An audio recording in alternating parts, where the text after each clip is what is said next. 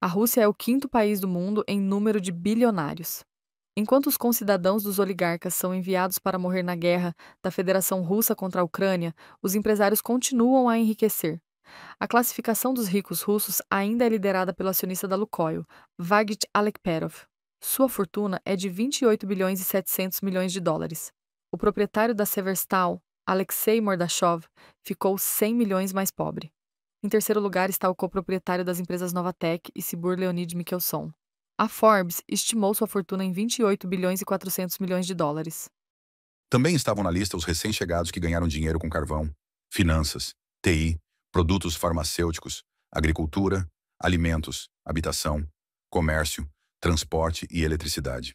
Entre eles estão três herdeiros: a viúva do banqueiro Vladimir Kogan, Lyudmila Kogan, 1,3 bilhões de dólares, e os filhos mais velhos do coproprietário da Lukoil, Leonid Fedun, Anton e Ekaterina, 1,1 bilhão de dólares cada.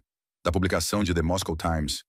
No ano passado, o número de bilionários da Rússia no ranking mundial da Forbes aumentou em 21 pessoas. 15 deles são novos no ranking. Mais 10 pessoas retornaram à lista, enquanto 4 empresários, ao contrário, saíram.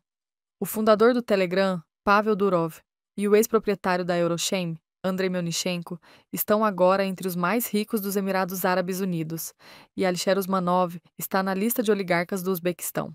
As 20 pessoas mais ricas da Federação Russa também incluem o senador do Daguestão, Suleiman Kerimov. Sua família aumentou sua riqueza em quase 6 bilhões de dólares. Dmitry Medvedev não está incluído na classificação atualizada. Mas sabe-se que empresas e fundos associados ao político receberam 8 bilhões de rublos em lucro em 2024, o que foi um valor recorde para eles.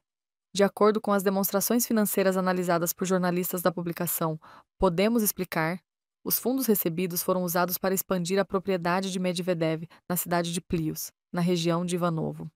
O melhor desempenho no império de Medvedev foi demonstrado pela empresa FinConsulting K, proprietária de vinhedos na Toscana. Se em 2023 sofreu um prejuízo de 941 milhões de rublos, em 2024 atingiu um lucro de 4,1 bilhões de rublos. O lucro do Fundo de Apoio aos Esportes Olímpicos de Inverno também triplicou, de 772 milhões para 2,5 bilhões de rublos. O lucro do Fundo Gradislava, dono da propriedade de Medvedev em Plius, também aumentou de 865 milhões para 926 milhões de rublos.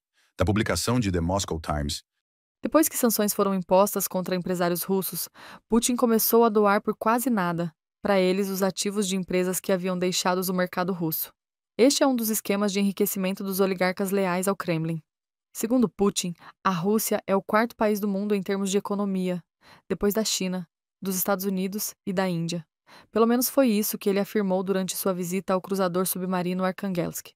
Entretanto, a riqueza neste estado é distribuída de forma extremamente desigual.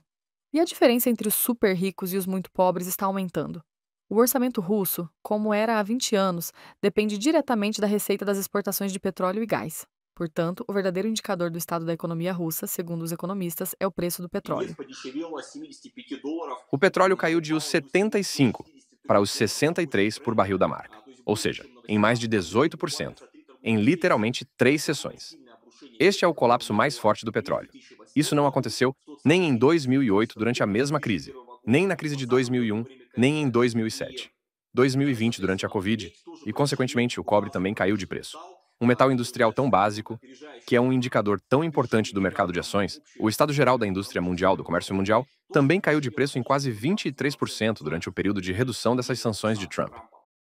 As sanções ocidentais contra o país agressor levaram muitos setores da economia russa à beira do desastre. A aviação foi a que mais sofreu. As viagens aéreas na federação há muito se tornaram uma atividade turística extrema. O número de acidentes e situações de emergência cresce a cada ano. O Kremlin pediu aos Estados Unidos que suspendam as sanções contra a Aeroflot.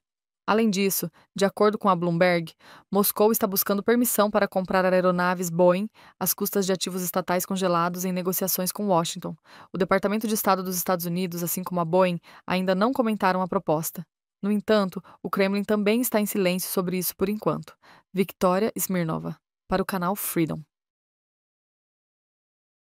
A inflação na Rússia continua subindo, as receitas de petróleo e gás estão diminuindo, e isso está afetando a capacidade do Kremlin de manter altos gastos com defesa. A inteligência britânica relata isso.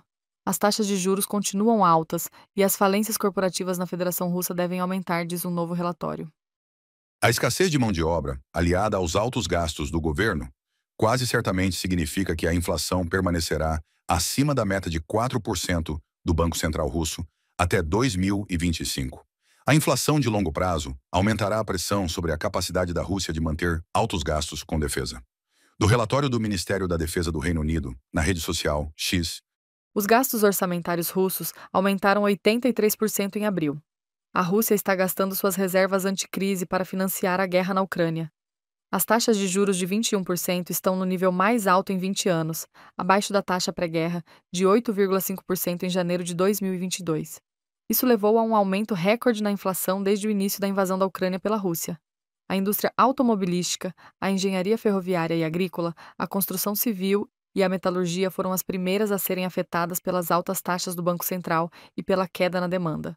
Os russos estão ameaçados pelo aumento do desemprego e pela queda dos salários.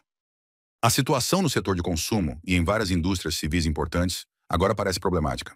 As fábricas de roupas e calçados, que deveriam desempenhar o papel de líderes na substituição de importações após a saída das marcas ocidentais, apresentaram queda de 0,5% em fevereiro e de 1,8% nos 2 primeiros meses do ano. A produção de alimentos também caiu, 3%, enquanto a produção de bebidas despencou 11,3%, de um artigo do The Insider. A economia russa entrou em estado de estagnação. O Kremlin já gastou bilhões de dólares na guerra. Os contatos diplomáticos entre Moscou e Washington chegaram a um beco sem saída, já que a Rússia vê as negociações apenas como uma ferramenta para exercer pressão para aliviar as sanções. A importação de produtos sancionados para a Rússia diminuiu significativamente. Para alguns itens, como eletrônicos usados pelo complexo militar industrial, as entregas caíram dezenas de vezes. Assim, em 2024, as importações de componentes eletrônicos da China fabricados nos Estados Unidos, Europa, Japão e Coreia caíram 17 vezes, enquanto, em 2020 a 2023, aumentaram cerca de 60 vezes. As sanções estão afetando a economia, o que se reflete no financiamento da guerra. Putin, não importa o quanto ele negue as sanções, e seus capangas digam que não estão preocupados com isso, isso os preocupa muito. Este momento está presente em todo caso de negociação, às vezes direta ou indiretamente. Por exemplo, surgiu de repente a questão sobre as peças da aeronave que eles haviam roubado na época. Os Estados Unidos, a União Europeia e outros países proibiram o fornecimento de peças de reposição e novas aeronaves para a Rússia. A Boeing e a Airbus pararam de fornecer suporte técnico. Ao longo de um ano, as companhias aéreas russas perderam quase 60 aeronaves devido a problemas com peças de reposição e reparos. Isto foi afirmado pelo chefe da Rosaviatsia, Dmitry Yadrov. Segundo ele, alguns aviões foram perdidos após acidentes, enquanto outros foram perdidos porque não puderam ser reparados. Antes do início da temporada turística, a Rússia simplesmente não tem aviões. Segundo a Rosaviatsia, 1.138 aeronaves e 920 helicópteros permanecem em operação no momento. Preocupações adicionais foram logo expressas pelo chefe da corporação estatal, Rostec, Sergei Chemezov. Segundo ele, nos próximos anos, as transportadoras aéreas russas podem perder pelo menos 200 aeronaves estrangeiras, e possivelmente um número muito maior. A Boeing e a Airbus, cuja frota de aviação russa conta com cerca de 700 unidades. Essas aeronaves oferecem até 90% de todo o transporte aéreo de passageiros no país.